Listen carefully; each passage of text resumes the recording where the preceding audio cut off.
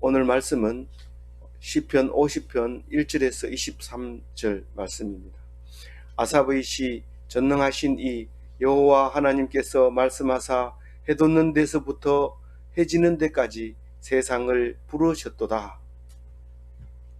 오늘 시편 50편은 감사로 드리는 제사, 이 말을 제목으로 삼았습니다. 제목으로 잡혀 있습니다만은 감사로 드리는 제사가 어떤 거고, 감사로 드리는 제사를 감사로 드리는 사람은 어떤 사람인가, 오늘 묵상해 보면서 우리에게 하나님이 하시고자 하시는 말씀이 무엇인가를 잘 들어야 됩니다. 제사는 우리에게 불편한 거고 힘든 거고, 그래서 예수님이 오셔서 우리를 대신하여 제물이 되어 주셨기 때문에 우리는 제사 안 지내도 된다. 그래서 제사를 경홀히 여길 수 있는데, 제사로 약속을 언약한 백성이라고 오늘 5절에 얘기하죠. 우리 백성은, 하나님의 백성은 제사로 언약을 맺었다. 제사 안 지내면 안 된다는 거죠. 어떤 면에서 보면 제사가 전부다, 이런 얘기를 합니다. 신앙생활 이꼴 제사, 이렇게 볼 수 있는 거죠. 실제로 여러 가지로 그렇게 설명을 할 수 있습니다. 제사가 바로 종교고 신앙이고 그렇다는 거죠. 그런데 그냥 제사만 드리면 종교인이 되는 거예요. 종교인. 뭐가 없이, 감사가 없이 드리는 제사는 다 종교인이 되는데, 아예 기독교인은 감사로 제사를 드리도록 이렇게 만들어 놨어요. 그러니까 오늘 50편과 51편은 다 버리고 제사만 드리면 그건 엉터리다, 그건 우상이다, 이렇게 하는 거고, 감사를 먼저 드리라. 오늘 말씀은 감사를 먼저 드리고 제물을 드리라. 내일 말씀은 51편 말씀은 은혜를 먼저 받고 제물을 드려라. 우리는 그거를 여태까지 뭐라고 했냐면은 제사 드리는 거 말고 서로를 원하지 않으니까 심령이 상한 심령을 원하신다, 이랬는데 그것만 드리가 안 됩니다. 제사를 드리도록 돼 있어요. 내일 시편을 자세히 묵상하지 않고 우리가 신앙생활을 해서 그런데 반드시 제일 먼저 하나님의 은혜부터 받고 제물을 드리라고 말합니다. 그래서 예수님이 오셔가지고 너희들이 생각이 나거든, 화해할 일이 생각이 나거든, 제물을 그 앞에 놓고 가서 화해하고 와서 제물을 드리라, 이렇게 한 말이, 그게 51편에 하는 말씀입니다. 오늘 말씀은 거기에 앞서 먼저 언약의 제사의 하나님이지만, 그럼에도 불구하고 먼저 뭘 하라고요? 감사부터 하고, 그리고 나서 드려라.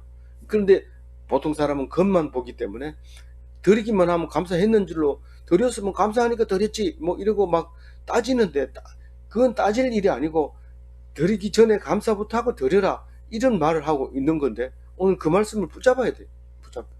그럼 오늘 1절부터 쭉 내려가서 6절까지가 한 문장으로 잡혀서 제목을 전능하신 하나님, 이거로 잡혀 있습니다. 그러니까 6절까지가 하나님에 대해서 설명을 하고 있는데, 어떻게 설명을 하느냐? 아삽은 이렇게 설명을 하고 있는데, 제가 9가지로 하나님에 대해서 설명을 정리를 한 거죠. 본문을 가지고 그대로 1대1로 절에 맞춰서 정리를 했는데, 이 시를 우선 이 시를 누가 썼든지 상관없습니다. 이 전능하신 하나님에 대해서 6절까지 말하고 있지만, 그러나 오늘 시를 누가 썼느냐에 따라서 그게 읽어질 때 느낌이 다르게 오잖아요. 근데 그 아삽을 보면은 아삽이 누구냐면 시편을 12편이나 썼어요. 그 중에 이제 50편이 하나가 있고, 나머지 11편은 저 뒤에 가서 모여 있는데, 요 시만 앞으로 떼왔어요. 왜 그랬을까요? 그게 앞뒤 이 시편이 연결이 되게 하려고 그런 거죠. 오늘은 감사부터 하고 제사 드리라, 내일은 뭐부터 하고 은혜부터 받고 제사 드리라, 그거 얘기하려고 하는데, 내일 이 51편은 다윗의 시예요. 그런데 이게 느닷없이 중간에 턱 나타난 것은 우리가 시편을 아무리 잘라도 상관없다 이랬는데 그게 연결이 돼 있도록 하려고 이 아삽의 시인데도 불구하고 앞으로 당겨가지고 다윗의 시 앞에다가 딱 놨어요. 그래서 그것을 좀 더 연구해 봐야 되지만 우리 실력으로는 아직 좀 이러고요. 우리가 두 번째 할 때는 이 서편 전체가 흐름이 어디로 가는가 그것도 이제 해봐야 되죠. 그러려면 오늘을 자세하게 해놔야 그때 가서 전체를 볼 수 있지. 오늘 무슨 말인지 못 알아듣는 이 시편을 가지고 전체의 문맥을 어떻게 끼워 맞춥니까? 그거는 황당한 일이죠. 우리가 보통 통독한다 그러면 하늘에서 보는 거다. 그리고 자세히 본다 그러면 숲에 내려가서 본다. 그렇게 말하지만 사실은 하늘에서 올라가 보는 게 중요하냐 자세히 보는 게 중요하냐.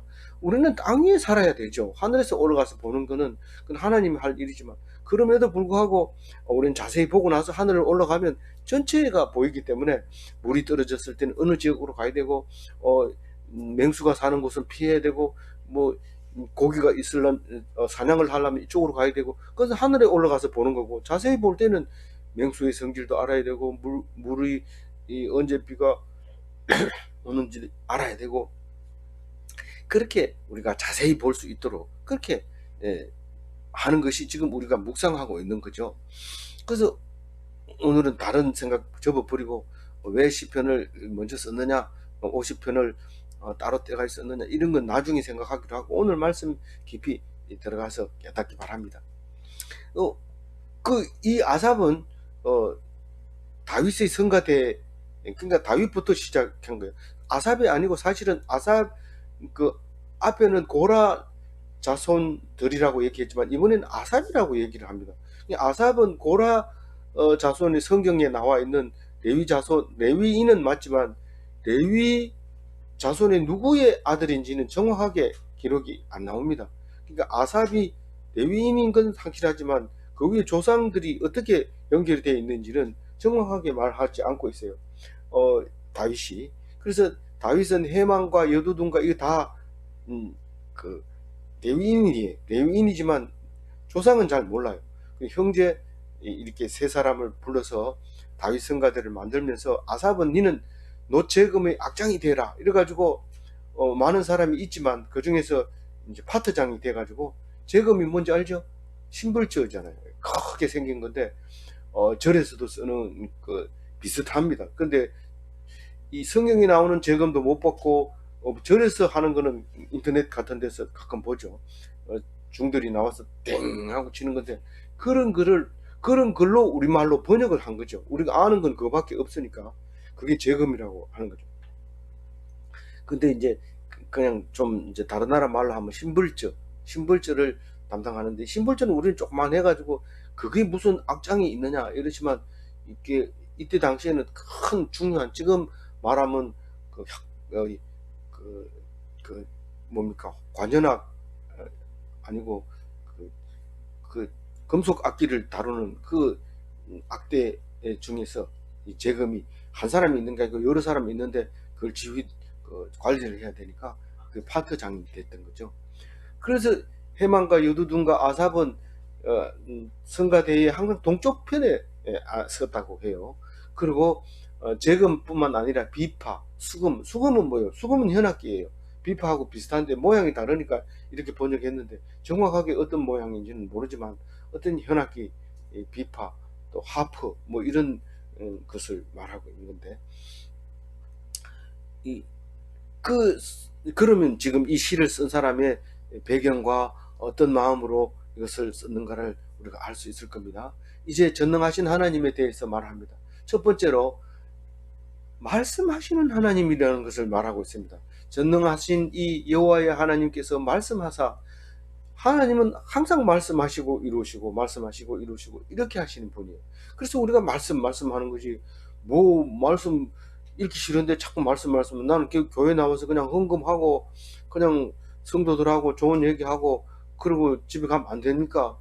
돼요. 그거 되는데 말씀하시는 하나님인 것을 알아야 돼요. 그리고 말씀으로 계시는 하나님이고 우리는 시온산을 왜 그렇게 좋아합니까? 말씀으로 계시기 때문에 좋아하는데 그게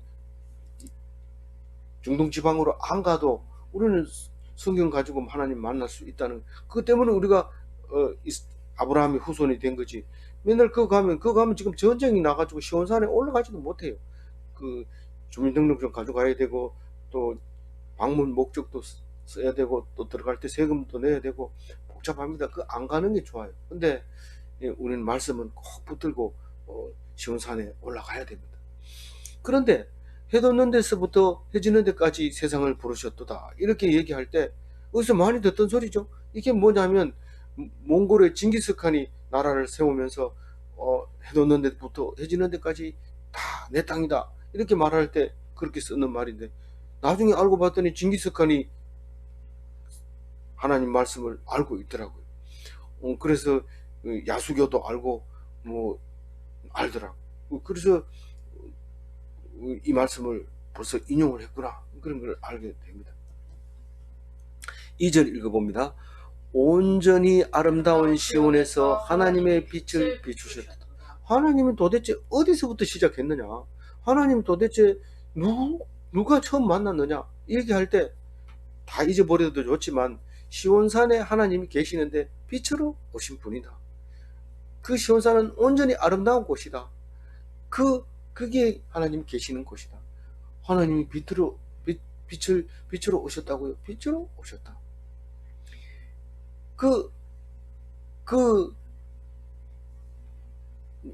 하나님은 빛이시고 말씀이시고 성령님이시고 불이시고 음성이시고 광풍을 잠잠하게 하시는 이시고, 뭐 그렇게 많아요. 그걸 공부하는 거예요. 그게 성경을 공부하는 거예요. 그래서 해 지는 데부터 해 뜨는 데부터 해 지는 데까지 모든 사람을 불렀다고 했을 때, 해 뜨는 데부터 해 지는 데까지가 중요한 게 아니고 부르는 게 중요한 게, 부른 거예요. 부름을 받은 거를 택함 받았다, 콜링 했다, 내가 사명을 받았다, 그런 뜻입니다. 그래서 이 말씀을 가지고 우리는 할 때 하나님께서 빛이 돼서 비추는 것처럼 우리가 빛이 돼야 되고 소금이 돼야 되고 그렇게 돼야 된다는 말을 하고 있는 거죠. 이게 구약을 가지고 신약을 만들었기 때문에 그렇게 되는 거예요. 그래서 10편 50편 안 읽으면 말도 잘하네, 잘 만들어냈네, 이렇게 말하지만 이게 이미 오래전에 하나님께서 말씀하시고 성령으로 이렇게 기록하라 아삽에게 말해서 아삽이 기록하고 노래함으로써 우리에게 들려주고, 그때부터 쓰는 게 400년 뒤에 예수님이 오셔서 그대로 이루어졌구나 하는 것을 알 수 있게 되는 것이죠. 우리 3절 읽어봅니다. 우리 하나님이 오사 잠잠하지 아니하시니 그 앞에는 삼키는 불이 있고 그 사방에는 광풍이 불리로다. 하나님이 뭐 시온산에 와서 조용하게 계시나 보다, 뭐 얘기 안 하니까 어떻게 알아요? 말해줘야지. 조용하지 않습니다. 하나님은 시온산에 오셔서 불로 그리고 광풍으로 그렇게 다스리고 계시는 거예요. 그러면 하나님이 불입니까? 불이에요. 불이고 성령이고 그러신데 어떻게 알아요? 출애굽기부터 알아요. 출애굽기 24장 17절에는 읽어봅니다. 산 위에 여호와의 영광이 이스라엘 자손의 눈에 명렬한 불같이 보였고, 처음부터 하나님은 불같이 보였다. 그리고 사방에 광풍을 불리로다. 광풍을 일으키고 잠잠하게 하시는 하나님인데 그거를 신약에서 알고 있잖아요. 어디에 광풍을 일으키고 잠잠하게 한다는 말이 있느냐 하면 시편 107편에 29절에 나와 있어요. 읽어봅니다. 광풍을 고요하게 하사 물결도 잔잔하게 하시는 도다. 예수님이 광풍을 꾸짖는 얘기는 다 알죠. 우리는 예수님이 참 능력 있네, 아니라 구약 말씀이 말씀하시고 그대로 이루시려고 오셨다는 것을 복음서는 그것을 알고 기록을 한 거죠. 어떻게 네 사람이 똑같은 말을 해요? 말씀으로 오셨기 때문에 똑같은 말을 하는 거예요. 말씀으로 안 오셨다면 이 사람은 이 말하고 저 사람 저 말하고 이랬을 텐데, 말씀으로 오셨기 때문에 눈이 2개고 코가 1개고 입이 1개다 이럴 때 어떤 사람은 입이 한 개 있는 사람이 왔는데 이러고, 어떤 사람은 눈이 두 개 있는 사람이 왔는데, 어떤 사람은 코가 한 개 있는 사람이 왔는데, 이렇게 설명을 할 때 성경은 그게 아니고 하나님의 형상으로 입은 사람이 왔다. 네 사람 다 똑같이 그렇게 적는 거예요. 어떻게 그렇게 적는데, 네 사람 다 하나님 말씀, 구약 말씀을 잘 알고 있는 사람이 기록했기 때문에 그게 그대로 말씀하시고 이루시는 하나님, 그게 예수님이구나 하는 것을 우리에게 보여주는 거죠. 우리는 뭐 신약만, 예수님이니까 신약만 읽어야지, 구약은 그 못된 유대인들이 읽는 거지, 우리는 그런 죄를 안 지으려면 유대인들이 읽는 책을 읽지 말아야지. 아니요, 그 말로 오신 거예요. 구약으로 오신 거예요. 그러니까 그것을 자세히 읽어야 되는 거예요. 4절 읽어봅니다. 하나님이 자기의 백성을 판결하시려고 위에 하늘과 아래. 오늘 말씀은 뭐 위 하늘 아래 땅 이게 중요한 게 아니고 판결이라는 말을 중요하게 여겨야 됩니다. 재판하러, 심판하러 오셨다. 누구를 심판하러 왔냐면 자기 백성을 심판하러 왔는 거예요. 아니, 나는 하나님 안 믿어서 잘 모르는데 하나님 진짜 심판하냐? 그럼 안 믿으면 모른다. 너 얘기해도 못 맞지, 못 알아들었다. 너는 빠져라. 이렇게 하면 되는데, 빠져라 이러면 기분 나빠가지고 나는 어떻게 알아야 되겠다 이러고 들어오죠. 근데 아니, 하나님 네 그 물어보는 건 보는, 네 그거 물어보는 거 보니까 아무래도 네 하나님 백성인가 보다, 자세하게 알려줄게 이러면 도망가요. 사람들 붙들어놓고 막 갈질라 이러면 도망가요. 그러니까 니는 이래 보니까 하나님 그 물어보니까 하나님 백성 아니네, 가라 이러면은 집에 가서 독학을 하는 거예요. 하나님이라는 게 이 성경 한번 읽어보자. 난 이렇게 쪽팔린 건 처음이다. 내 모든 공부는 다 잘했는데. 그리고 성경 찾아봅니다. 그리고 공부해가지고 나와서 하나님 이렇게 얘기했다. 막 그럴 때 딱 사실을 얘기해 주는 거예요. 하나님 백성을 판결하나 안 하냐? 판결한다. 그것 때문에 지금 사절 써놓은 거 아니냐? 언제 그랬냐? 그 시편에 아삽이 얘기했는데 하늘과 땅에 선포했다. 뭐라고? 자기 백성을 판결한다고. 그럼 심판이냐? 심판하고는 좀 다르다. 왜냐하면 심판이라고 쓰는 단어하고 이 판결이라고 하는 단어하고는 좀 다르다. 왜 그렇게 다르게 쓰는데, 우리는 같아요. 우리는 한글로 쓰면 같지만, 이게 원래 심판이라고 하는 거는 너희들이 심판을 딱 받으면은 다 죄가 있다. 다 죄 없는 심판을 받을 수 없다. 그러니까 심판은 심판대에 서지 못한다. 왜냐하면 죄가 어떻게 하기 때문에, 따라다니기 때문에 밀착되어 있어요. 이 죄가 밀착되어 있기 때문에 뭐가 나를 두르고 있어요? 두려움이 나를 두르고 있어요. 근데 나는 두려워하지 않아요. 나는 심판을 안 받기 때문에. 심판 받는다 해놓고 안 받느냐? 심판을 받는데 하나님 편에 서 있음으로써 그게 죄가 없어지면 심판을 안 받는 거죠. 근데 죄가 있으면 심판 받으면 바로 죽게 되고 지옥으로 가게 되는 거죠. 그래서 이걸 잘 구분을 해내야지 이게 읽어지지. 안 그러면 읽어지지를 못하는 거예요. 그러면 일단은 온 땅에 다 선포했는데 딴 사람도 아느냐? 그게 아니고 자기 백성만 알아들어요. 선포를 했을 때. 5절 읽어봅니다. 이르시되 나의 성도들을 내 앞에 모으라. 그들은 제사로 언약한 이들이니라. 그러니까 성도라고 하면 제사로 하나님과 언약을 맺은 사람들, 그게 성도예요. 근데 왜 모으라고 해요? 내가 심판하려고. 그런데 심판하면 죽이려고 하는 거 아닙니까? 심판하지 마세요. 이런데 아들이 뭘 잘못했으면 오라고 해서 잘못했는 걸 확인한 다음에 용서해 주려고 오라 하는데 아들 안 옵니다. 내 가면 네 잘못했다는 소리 뻔하게 야단 칠 거고, 그거 가지고 때리든지 회초리로 때리든지 꿀밤을 주든지 손 들고 서 있으라 하든지 그렇게 할 텐데 안 갑니다. 다른 사람은 오라 하지 않아요. 다른 사람은 오라 하지 않는데 자기 아들을 오라고 하는 거예요. 왜냐하면 그 아들하고 약속한 게 있거든요. 네가 이거를 안 하면 벌 받기로 약속한 게 있거든요. 그러면 그것을 안 지킬 줄 뻔히 알면서 왜 잘못하게 만들어 놓고 그러고 나서 또 오라 해가지고 벌 주려고 하느냐? 나 안 갈래. 그러면 어떻게 되는 거예요? 이미 성도가 아닌 거예요. 이미 성도가 아닌 거예요. 어떻게 해야 돼요? 오라 하면 가야 되는 사람은 어떤 사람이에요?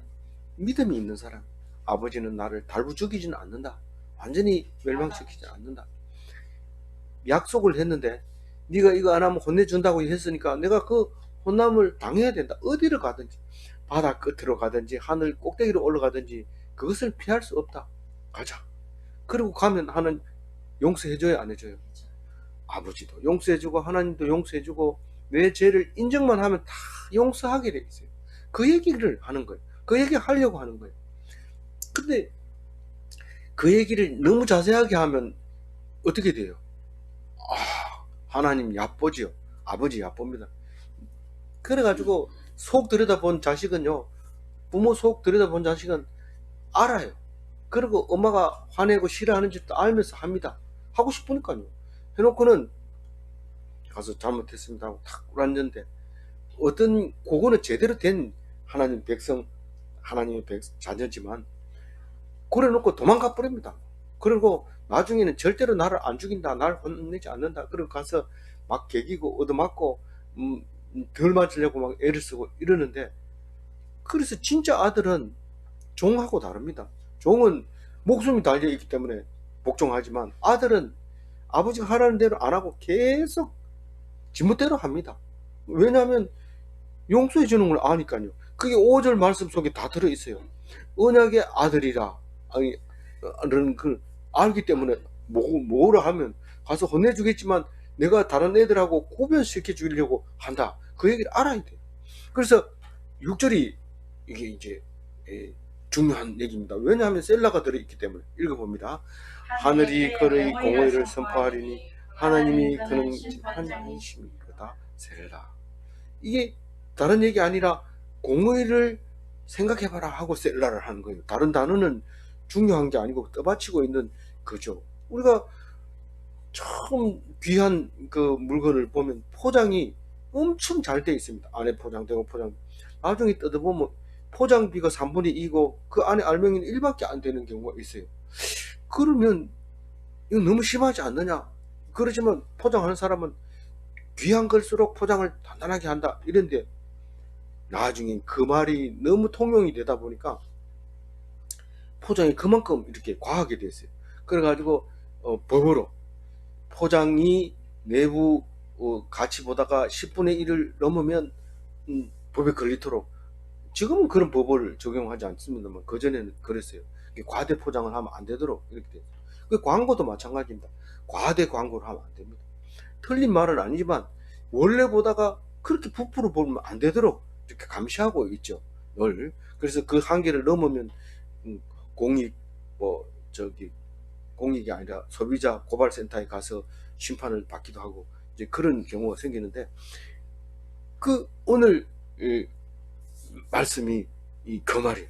공의를 선포하리니, 이 공의를 말하기 위해서 하나님은 심판장이다, 그냥 있는 분이 아니다, 비추는 것처럼 비춘다, 반드시 말씀하시고 말씀을 이루신다, 계속 이렇게 포장을 한 거죠. 딱 한마디는 공의입니다. 공의를 생각해봐라. 네가 지금 사실 아들을 불러놓고 뭐 오늘 낮에는 어떻게 하고 뭐 무슨 일을 하고 먹을 때는 뭘 먹고 이렇게 쭉 아버지가 설명하지만 그건 중요한 게 아니에요. 아들은 지멋대로 하고 아버지가 한테 와서 혼나지 않을 때는 어떻게 해야 된다, 아버지가 기분 좋을 때 들어가야 된다, 뭐 이런 것만 생각하는 거죠. 그게 공의예요. 그게 아버지가 얘기하는 건 중요한 게 아니고, 아버지는 그 주의 게 중요하지만은 이 아들은 어떻게 하면 내 멋대로 하고 혼 안 나느냐, 견딜 수 있느냐, 살아남느냐, 그거를 보는 거기 때문에 그게 단어가 공의입니다. 공의. 이 공의는 째닥한데 그날에는 믿음이 있는 사람은 구원받고 믿음이 없는 사람은 심판을 받고, 그렇게 심판과 구원을 갈라내는 영광은 하나님이 받으시고 그런 날이 이제 올 거다. 그게 셀라 속에 다 들어있어요. 원래는 이 6절에 안 보이잖아요. 근데 셀라를 하고 생각을 해보면 그 말이에요. 그 날에 가면 그러니까 우리는 뭐 멋대로 해도 돼요.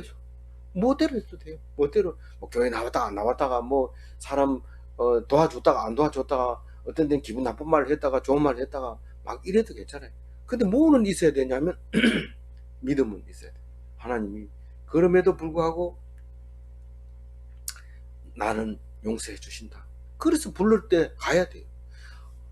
내가 그렇게 못된 짓을 해놓고 나보고 천국 가라 하면 난 그런 천국 안 갈래. 그건 믿음이 없는 그럼 네 말대로 네가 생각한 대로 기도한 대로 지옥 가라.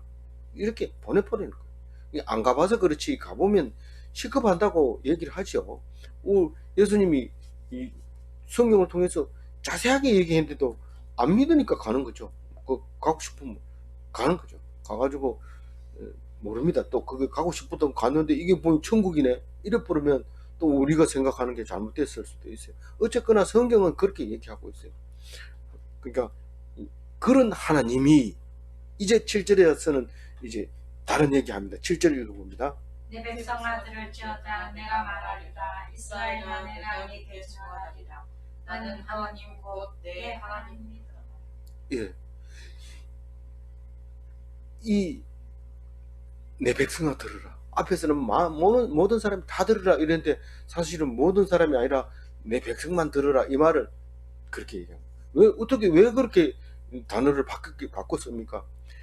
내 말이 들리면 내 백성이고 안 들리면 내 백성이 아니다. 그런 의미를 내포하고 있는 거죠. 그래서 겉으로 보기에는 다 듣는 것 같아요. 그런데 실제로는 듣는 사람만 백성인 거예요. 우리 거꾸로 성경을 거꾸로 읽는 거 잘 알잖아요. 들리면 백성이고 안 들리면 백성이 아니에요. 우리 똑같이 앉았는데 한 사람은 기뻐하고 한 사람은 안 기뻐해요. 그러면 기뻐한 사람이 하나님 말씀을 들은 사람이니까 그 사람은 백성이고 안 기뻐하면 똑같이 들었더라도 안 기뻐한 것은 말씀이 안 들렸기 때문에 그건 백성이 아닌 거예요. 그래서 들린 사람한테 내가 말하겠다. 하나님은 말씀으로 계신 분이기 때문에 말 빼버리면은 하나님이 어디 있는지 몰라요. 근데 말하는 거 보니까 여기 하나님 계시구나. 말씀 속에 계시구나. 이거를 알게 되는 거죠.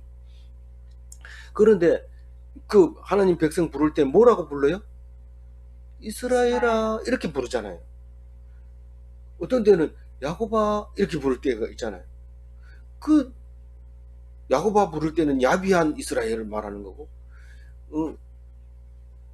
이스라엘 얘기할 때는 멋진 이스라엘을 얘기하고 변화된 약속받은 그런 이스라엘을 말하고 그 이스라엘아 내가 네게 정언하리라. 그냥 말씀하시지 정언까지 하십니까? 그 말이 정언이다. 그래서 성경은 정서가 되기도 하고 정언이 되기도 하고 약속이 되기도 하고 계약서가 되기도 하고 그게 말씀이잖아요. 그래 말씀, 정언, 약속 뭐 이런 말로 이 성경을 말하고 있잖아요. 율법 이렇게 그렇게 말하잖아요. 나는 하나님 곧 내 하나님이로다. 그냥 하나님 이러면 되지. 이 하나님이라 안 부르면 백성 아니고 부르면 백성이라 했으니 그럼 됐지. 나는 너의 하나님 곧 내 하나님이로다. 그렇게 말합니까? 그렇게 말해요. 잘 못 알아들으니까. 8절 읽고. 나는 내 재물 때문에 너를 책망하지는 아니하리니 내 복제가 항상 내 앞에 있습니다. 어떤 데는 나는 헌금 때문에 교회 못 가요. 이런데 헌금 때문에 교회 못 가는 일은 절대로 없다 이 말입니다. 8절이. 하나님께 제물을 드리는데 네가 지금 여기도 하나님 계시고 거기도 하나님 계시는데 네가 어디 있느냐가 중요하지 헌금 때문에 교회를 못 간다는 거는 그런 말이 안 된다. 그렇게 재물 때문에 너를 책망하지 않겠다. 왜냐하면 하나님이 네 돈 1,000원 내는 거, 그 10,000원 내는 거 그거 가지고 뭐 니를 나오지 말라고 이렇게 야단치거나 그렇게 하지 않겠다는 거예요. 왜 그렇다고 8절에 얘기해요? 네가 드리는 번제가 내 앞에 항상 있다. 네가 드리려고 하는 1,000원짜리 헌금이 그게 내가 보고 있고 그게 내 거라고 얘기해. 내 거. 9절 읽어봅니다. 내가 네 내가 집에 조에서 수소나 내 우리에서 순염소를 가져가지 아니하리니 왜 네 주머니에 있는 걸 내가 안 가져가고 있느냐 하면 내가 그거 네가 갖다 낸다 해도 내가 요구하지도 않고 너는 나를 생각하지 않고 넣은 거는 내가 받지도 않고 네가 넣은 것은 넣은 것도 아니다. 원래 넣으려면 뭐부터 해야 돼요? 오늘 제목이 있었죠. 감사부터 하고 넣어야 내가 받지. 감사 안 하고 넣으면 그는 난 안 받는다. 네가 넣었다고 뭐 딴 사람한테 얘기할지 모르지만 나는 받은 적이 없다 하는 거죠. 왜냐하면 감사를 안 하고 넣었기 때문에. 감사하고 넣는 사람은 없어도 빈손이 들어갔다 헌금 주머니에 들어갔다 나와서 하나님 알고 계시기 때문에 네가 감사하는 것은 내가 받겠다는 거죠. 그 말을 하고 있는 겁니다. 그래서 네 주머니에 있는 거 내가 안 가져간다. 네 그거 뺏을까봐 지갑 놔두고 가가지고 찬송할 때 내게 있는 모든 것을 주께 드리네. 왜냐하면 지갑을 집에 놔뒀기 때문에 그 찬송을 할 수 있다. 그렇게 말하지만은 지갑 가져가도 안 뺏으니까 가져가세요. 가져가서 예배 드리고 와도 됩니다. 집에 놔두면 누가 훔쳐갈 수도 있어요. 그러니까 내가 내 집에 있는 수소나 네 우리에 있는 염소를 안 가져가는 이유가 있는데 10절 읽어봅니다. 이는 살림의 짐승들과 못 산의 가축이 다 내 것이냐. 산의 가축이 뭡니까? 집의 가축이지. 이때는 유목민이기 때문에 집에다가 가축을 기른다는 말 자체가 없습니다. 들에다 놔두고 기르기 때문에 이 산에 있는 산짐승, 집에 있는 집짐승, 안 그리고 그냥 가축 이렇게 얘기하죠. 산짐승, 집짐승 누구 거라고요? 하나님 건데 그걸 내가 뭘로 달라고 하냐. 네 마음이 그걸 통해서 내가 얘가 지금 감사하고 있구나. 그걸 봐야 되는데 감사를 안 하고 돈만 내면은 그냥 받은 적이 없다고 얘기를 한다는 거죠. 이게 오늘 제목 말씀 중에서 중요한 제목이에요. 알겠죠? 몰라도 할 수 없어요. 알아요. 11절 읽어봅니다. 산의 모든 새들도 내가 아는 것이며 들의 짐승도 내 것이니라. 산의 짐승은 새는 날짐승이라고 얘기하고 들에 있는 짐승은 들짐승이라고 얘기하고 왜 또 산에 있는 새들은 또 아는 것이고 들짐승은 내 것이 다른 건 다 내 것이라 해놓고 왜 산에 있는 새는 아는 것이라고 했나요? 잘 거니까. 예, 자기 건 알다. 이 안다가 야다. 속속들이 알고 있다. 그거를 야다라고 하는데 그게 야다. 그래서 아내를 얘기할 때 너는 내 것이야 이렇게 얘기하는데 내가 왜 내 것이라? 주민등록증도 있고 따로 돼 있는데 그게 내 것이다. 왜냐하면 성경이 난 너를 안다 할 때 야다. 그게 소유나 마찬가지죠. 그래서 싹 속을 들여다 보일 때는 저는 오늘 당신 것입니다 이렇게 얘기하잖아요. 그게 야다를 얘기하는 13절 읽어볼게요. 내가 수소의 고기를 먹으며 염소의 피를 마시니 네가 헌금 가져온 거 가지고 내가 뭐 초콜릿을 사 먹겠나 피자를 사 먹겠나. 그거 네가 드린다고 내가 기뻐할 것 같으냐. 그 얘기 아니거든. 14절 읽어봅니다. 감사로 하나님께 제사를 드리며 지존하신 이에게 내 서원을 갚으며. 누구 하나님을 뭘로 제사를 드리라고요? 그리고 또 한 가지 얘기하죠. 서원을 갚아라. 첫사랑의 서원을 갚아라. 네가 첫사랑의 하나님을 만나고 기뻐서 감사하고 그럴 때 네 속으로 어떻게 하기로 했나? 네가 어떤 서원을 드렸나? 내가 있는 것은 11조는 꼭 드리겠습니다. 내가 감사한 것만 꼭 드리겠습니다. 심지어는 물에 빠졌을 때 내 모든 재산을 드리겠습니다. 조금 나오다 11조 드리겠습니다. 다 나와가지고 옷 닦고 나서 내가 언제 그랬는데 이러면서 네 봤어 들어봤어 뭐 이러면서 입 싹 닦아 부른데 그게 하나님한테 한 거지 사람한테 한 거 아니야.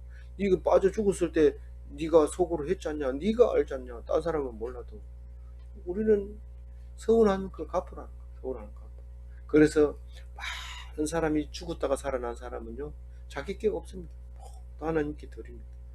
그게 하나님이 받아주시는 거죠. C급 안 해본 사람은 절대로 다 드릴 수가 없죠. 서운한 적이 없으니까. 그렇게 하면 어떻게 된다고? 15절 읽어보세요. 환난 날에 나를 부르라. 내가 너를 건지리니 내가 나를 영화롭게 하리라. 그런데 이게 어려울 때, 물에 빠졌을 때, 첫사랑을 경험할 때, 그때 하나님을 찾으면 건져주십니다. 내가 가룟 유다처럼 예수님을 판 사람이라도요, 그래도 건져줍니다. 아니, 가룟 유다가 예수님을 팔아도 그래 돼요. 예수님은 돼요. 믿음만 있으면. 예수님을 팔았다 하더라도 내 같은 인간이 천국 가요. 아니, 믿기만 하면 된다니까.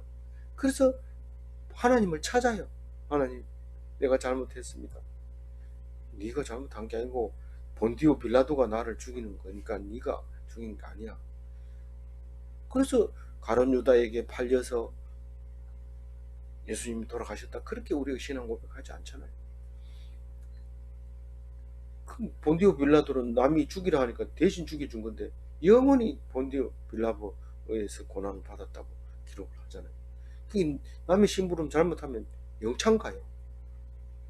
비행기 타기 전에 이 봉투만 좀 전해주세요 이런다고 해서 덜컥 전해주다가는 세고랑이 탁탁 차는 수가 있으니까 절대로 심부름을 함부로 하면 안 돼요. 그 환난 날에 나를 부르라. 내가 너를 건지리라. 하나님만 찾으면 건진다는 게 뭐예요? 구원해준다는 거예요. 살려준다는 거예요. 지옥불에 갈 걸 심판 때 서가지고 부르면은 하나님이 사해준다. 네가 아빠를 피해서 도망가지만 네가 힘들고 어려울 땐 나를 꼭 불러래. 내가 오라 했는데 안 왔지만은 그러나 힘들고 어려울 땐 나를 불러라. 그럼 내가 너를 구원해주겠다. 그 말만 기억하고 있어야 돼. 그러면 아들이 삽니다. 그러나 그거를 놓쳐버리면 내가 죄를 많이 지었는데 이러고 안 돌아오면 안 됩니다. 근데 돌아온 당자를 얼마나 기뻐한 거 알잖아요. 우리 돌아오면 그렇게 기뻐합니다. 그렇게 말 잘 듣던 맏아들보다 더 기뻐하고 감사해요. 그렇다고 해서 잘했다는 건 아닙니다. 그러나 돌아오면 기뻐하시는 하나님이라는 것을 알아야 됩니다. 거기 보면은 그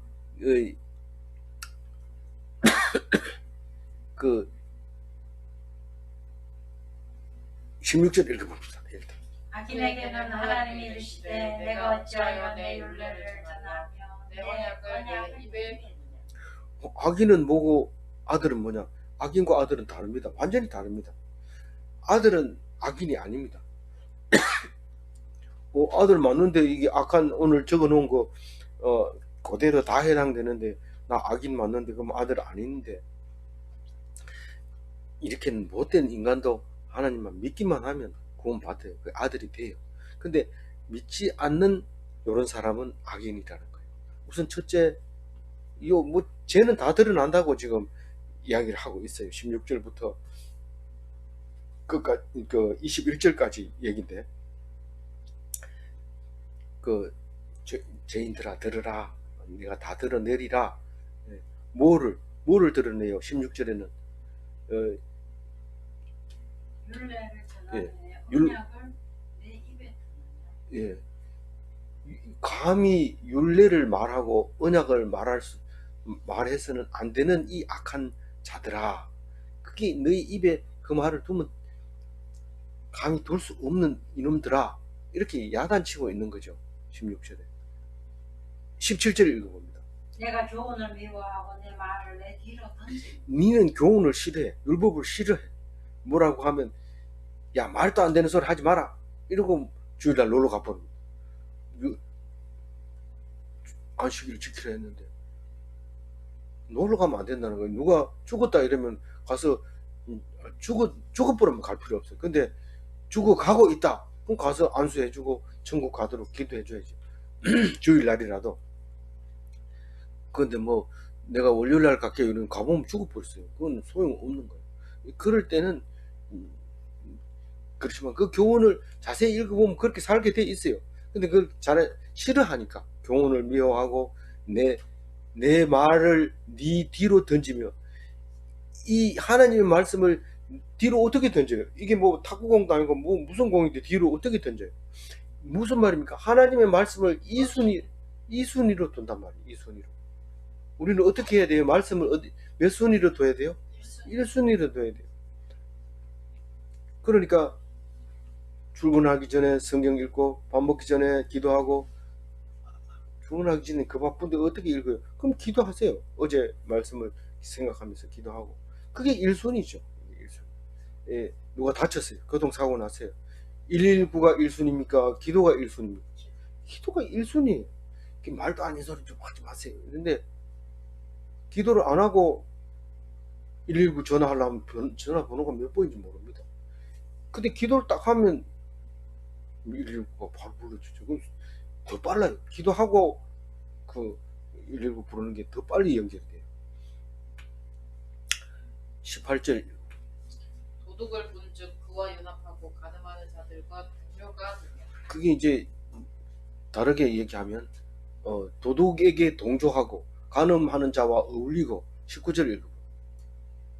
내 입을 악에게 내어주고 내 혀로 거짓을 꾸미며. 입으로 악을 말하고 혀로 거짓을 지어내며, 이런 말이에요. 20절. 앉아서 내 형제를 공박하며 내 어머니의 아들을 비방하는. 어머니 아들이나 형제나 다 똑같아요.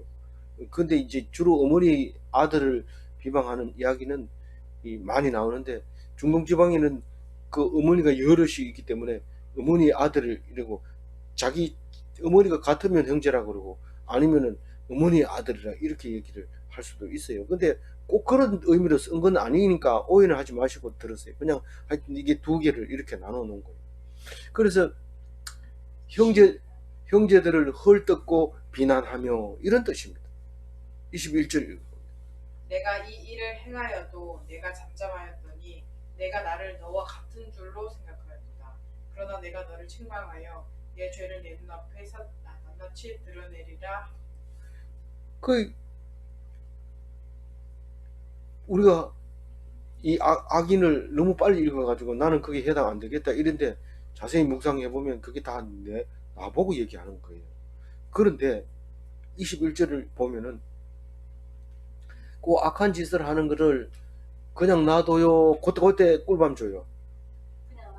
그냥 놔둡니다. 아들이 뭘 잘못하면 좀 놔둡니다. 왜냐하면 이게 그 라인을 넘어갈 때까지 기다렸다가 딱 걸리면 딱 잡아와서 과거에 잘못했는 거 말 안 하고 있었던 것까지 싹 드러내서 혼내줍니다. 그래요, 안 그래요?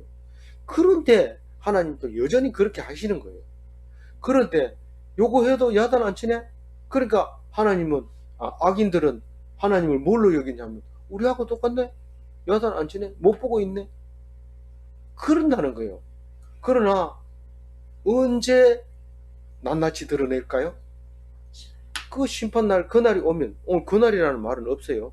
근데 드러낸다는 거예요. 언제 올지는 모르는 그날에. 정해놓지는 않았지만 우리한테만 비밀이지, 하나님은 그 라인만 넘기면 바로 그날이 오는데 우리는 그 라인을 모르니까 계속해서 죄를 짓는 거죠. 그때 그날이 오면, 심판날이 딱 오면 가만히 있지 않고 모든 죄를 드러내가지고 한꺼번에 재판을 하는데, 지옥 요겁니다. 꼭 한 가지밖에 안 가네. 나는 뭐 눈알 빼고 손톱 빼고 뭐 이런 줄 알았는데, 뭐 그거 아니네. 뭐 지옥 한 방에 가지 뭐 이러면서 죄를 자꾸 짓는데, 지옥 엄청 힘듭니다. 들어가면 살기 힘듭니다. 거기 안 가는 게 좋아요. 22절 읽어봅니다. 하나님은 잊어버린 너희여 이제 이를 생각하라. 그렇지 아니하면 내가 너희를 찌들이니 건질 자 없으리라. 뭘 하라는 거예요? 말씀을 꼭 기억하라는 거예요. 이제는 말씀을 기억해라. 이제는 할 때, 축도할 때 이제 나오죠. 이 말씀을 꼭 기억해라. 내가 지금 악한 사람에게, 아들에게 한 말을 꼭 기억해라. 그리고 생각하라. 생각하라가 뭡니까? 묵상하라. 내가 생각이 안 나는데 뭘 생각하라고요? 그냥 성경 읽고 한참 또 생각해보고 또 읽고 이렇게 하라고요. 그렇게 하면 어떻게 해주겠다는 거예요? 구원해 주겠다는 구원해 주겠다. 성경 말씀을 읽으면 구원해 주겠다는 거예요. 너희를 찢으리니 건질 자가 없으리라. 이 말은 뭐예요? 묵상을 안 하면 지옥을 가버리겠다는 거예요. 지옥을 보내버리겠다는 거예요. 구원받지 못하게 하겠다는 거예요. 아니 내가 너희를 찢으리니 건질 자가 없으리라. 이거 구원하리라. 그렇지 아니하면 그렇게 되겠다 이 말이에요. 그렇게 하면 구원하겠다. 마지막 23절입니다. 감사로 제사를 드리는 자가 나를 영화롭게 하나니 그의 행위를 옳게 하는 자에게는 내가 하나님의 구원을 보이리라. 오늘 23절 읽고 무거운 사람이 있어요. 무거운 마음을 가지는 사람이 있어요. 어떤 사람이냐면 감사로 제사를 드리는 자. 이거는 기억을 못합니다. 감사로 제사를 드리는 자 무슨 뜻인지 잘 모르고 또 감감합니다. 근데 뭐가 눈에 들어오냐면은 그의 행위를 옳게 하는 자에게 내가 하나님의 구원을 보이리라. 행위를 옳게 하면 구원받는다는데 내 행위가 너무 지금 악한 행위를 하고 있었네.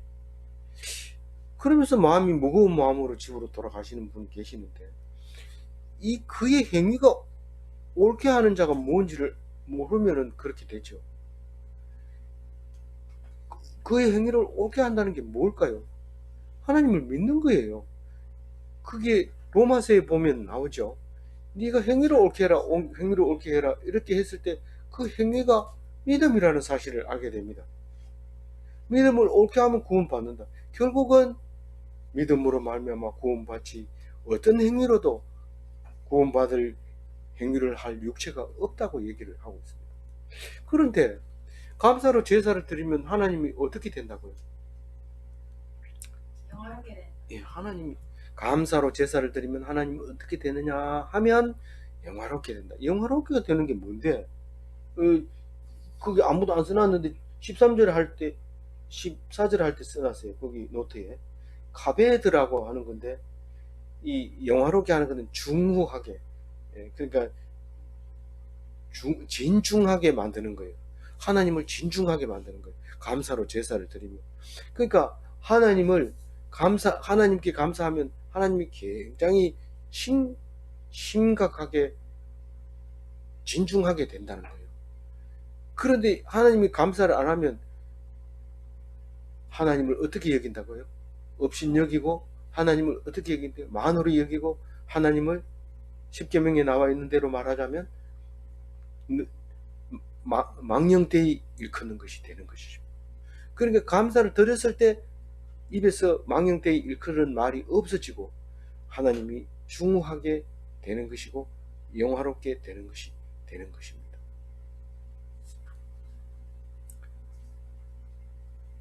감사 없는 제물은 우상의 제물입니다. 그는 하나님 백성이 아닙니다. 감사로 제사를 드리면 하나님을 영화롭게 하는 것입니다. 아무쪼록 이 말씀으로 오늘 올바른 제사, 첫사랑의 제사를 잊지 말고 올려드리는 귀한 하나님 백성 되시기 바랍니다.